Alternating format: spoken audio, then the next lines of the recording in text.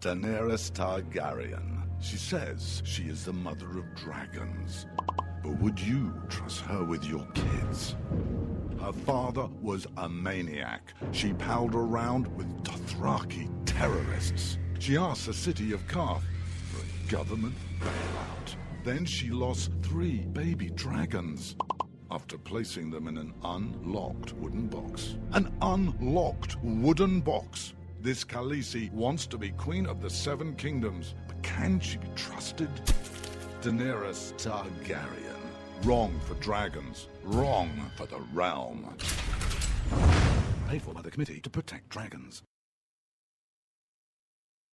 We don't know anything about him. He was never really vetted. Is he really the true-born son of Robert Baratheon?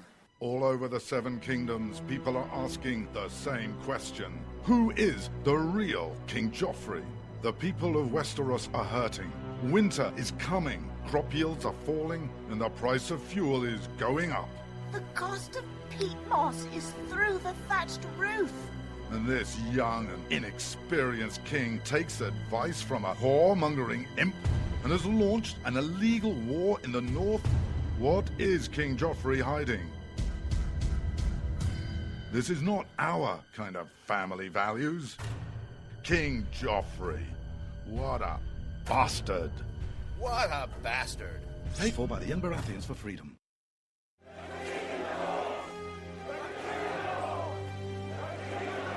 Robb Stark. He's the biggest celebrity in the North. But his father was a traitor. He arrested his own mother. His bastard brother deserted the Night's Watch. And he couldn't defend his own castle. Worst of all, Robb Stark hasn't stopped the wildlings from invading our lands and taking our jobs.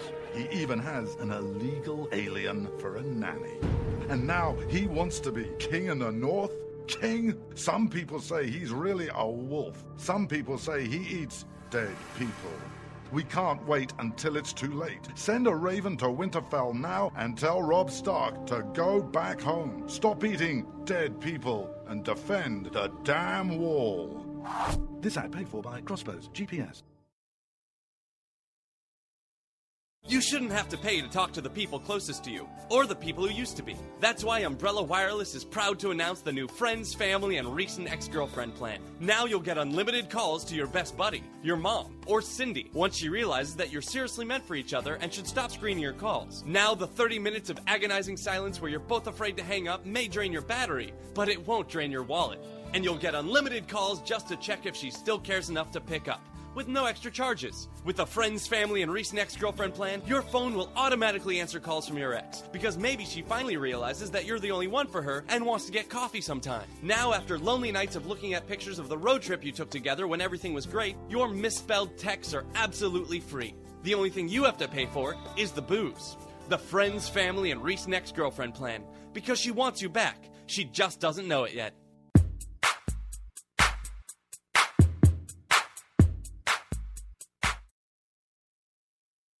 When you can't find anything to watch on cable, you get bored.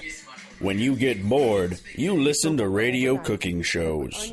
When you listen to radio cooking shows, you invite a friend over for dinner. When you invite a friend over for dinner, you use twice as many beans. When you use twice as many beans, you expel deadly farts that kill your friend's dog. When you kill your friend's dog, your friend becomes unstable. When your friend becomes unstable, you're sued for everything you're worth. When you're sued for everything you're worth, you're thrown to the streets. When you're thrown to the streets, you devote your life to world domination. When you devote your life to world domination, you become an evil fascist overlord. When you become an evil fascist overlord, old friends plot their revenge. When old friends plot their revenge, you are shot in the back of the head. And when you're shot in the back of the head, you miss your jazzercise appointment. Don't miss your jazzercise appointment. Upgrade to Indirect TV. Go online or call 1-800-DIRECT-TV.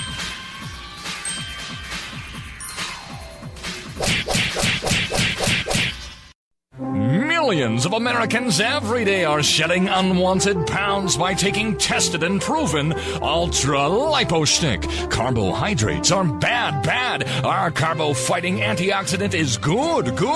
Just listen to these satisfied customers. My name is Gail, and I lost like 20 pounds on Ultra Lipo Stick. My name is Jared, and I lost 46 pounds using Ultra Lipo Stick. My name is Zach, and I actually gained weight. This stuff sucks! Ultra Lipo Stick is safe and easy to inject. Just 3 doses 4 times a day discreetly underneath your fingernail. Listen to this. I used Ultra Lipo Stick and suffered from side effects like uncontrollable greasy discharge. Ultra Lipo Stick, it turned the armpits of all of my shirts orange. This stuff is crap. Try it today and see some real results. Ultra Lipo Stick. Not available in stores. Results may vary.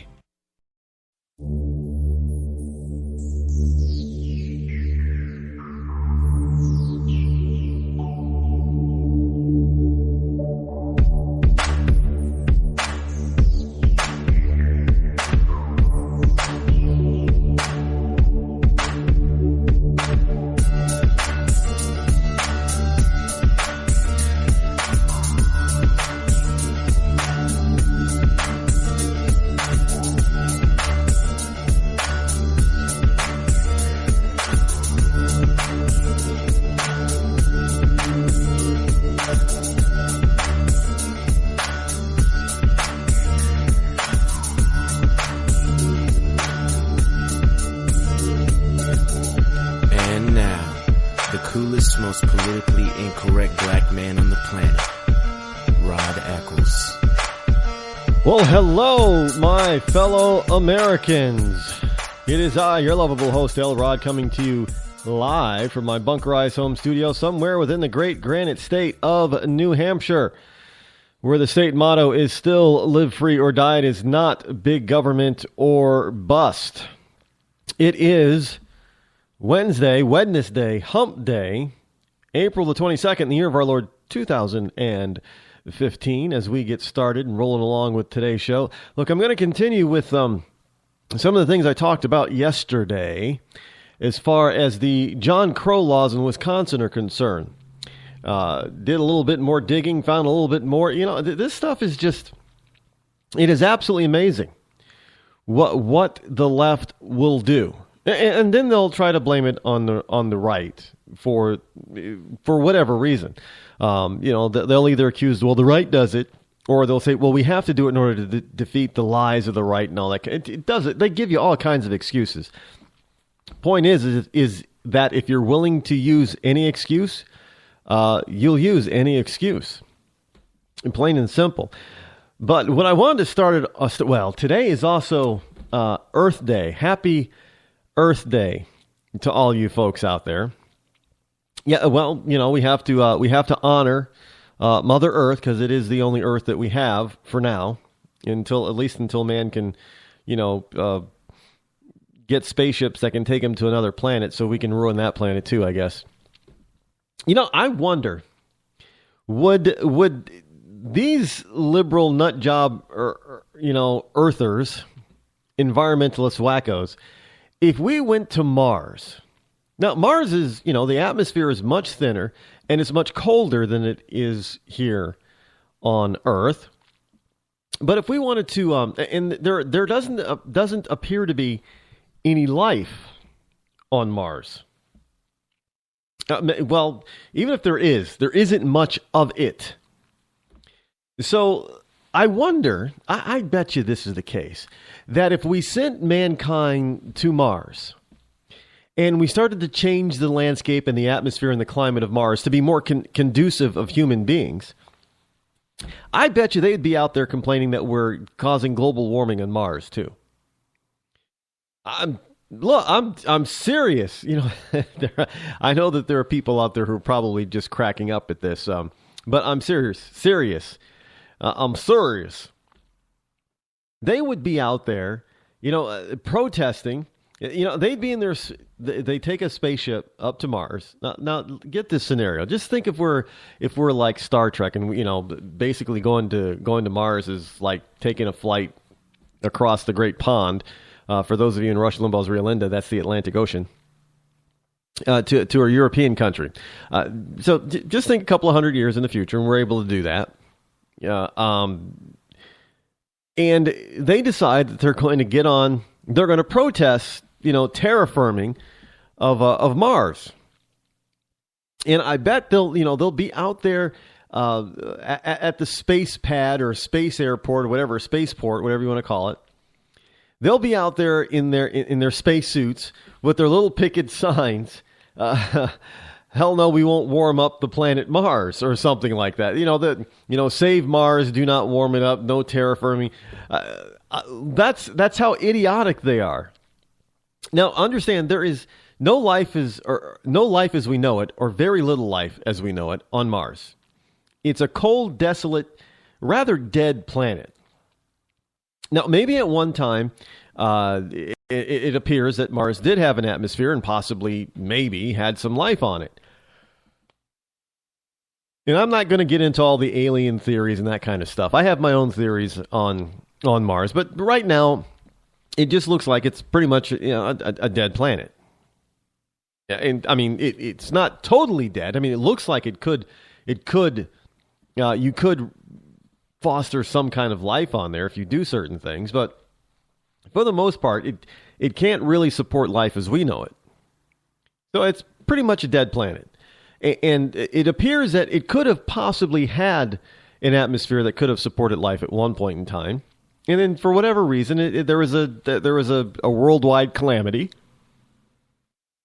And the planet of Mars lost its atmosphere and, much of its water. And it just went bye-bye. I don't know where who knows? Maybe aliens came down and stole the atmosphere and water. We have movies about that kind of stuff. Well, what was the Battle for Los Angeles? Battle for LA? Wasn't that about basically they were battling aliens that were mostly water, right? And they used water for energy and everything, and so they were basically here not just to wipe out humans, but to take our natural resource that we know as water. The universal thing. So it's highly possible maybe that happened. I don't know. We'll probably never know what really happened to Mars. So, but you're going to have a lot of people that are going to come up with all kinds of theories to try to tell you what happened. And frankly, I'm just going to say, don't believe any of them. It's all a bunch of garbage. And most of it is probably geared towards keeping us from either exploring the planet or settling the planet. Or, they'll come up with some reason why it's bad for Earth for us to go to Mars, too. Trust me, they will. They will. I happen to like space. Now, I like science fiction, but I happen to like science fact even better. I understand. Now, I don't know if this is true, but I understand that there have been some people who've actually designed what we would call, that would be something similar to a warp engine. But we just don't have the technology to actually build it because we don't have the power source to power it yet. But I guess they've actually been able to design it, so I don't know. But I happen to like science fiction as much as I like science fact. And science fact actually comes into play here on this planet, especially during Earth Day. I mean, you have all kinds of nut jobs running around. Obama was running around out there today talking about, global climate change. I'm going to take you back a little ways. Now, a lot of people, they still doubt me on this. And I'm going to take you, look, you go back to the 60s and 70s when this whole environmentalist wacko movement got started. Because what is this? The 45th anniversary of Earth Day? It started in like 1970. So what was 45th? Yeah, 45. So it started in 1970. Was the first Earth Day, I do believe. And it got started because there were people that thought, they thought, without any real scientific proof even back then, they thought that because of man's pollution, that, because we had a heavy smog in places like Southern California, and they thought that our pollution